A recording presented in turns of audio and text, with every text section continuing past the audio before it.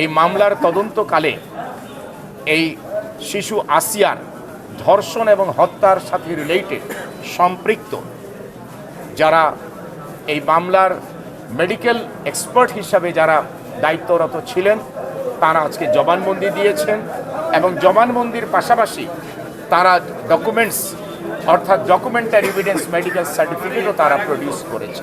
তো সুতরাং আজকের যারা দিয়েছেন আমাদের পরবর্তীতে আরও মেডিকেল এক্সপার্ট রয়েছে।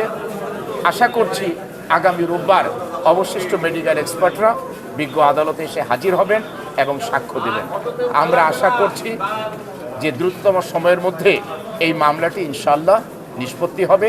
সেই জন্য বিজ্ঞ আদালতের যেই উদ্যোগ এবং এই মামলাটিকে গুরুত্ব সহকারে আমরা সকলের প্রচেষ্টায় আপনাদের সহ আমরা যে এগিয়ে নিয়ে যাচ্ছি সেই জন্য আমরা সকলের প্রতি ধন্যবাদ এবং কৃতজ্ঞতা প্রকাশ করছি। এই কেসে জড়িত আমার বিচারক, আপনারা আমার বিচারক ধরেন, আসামি পাওয়া যাবে না, এই কেসে আমরা কেউ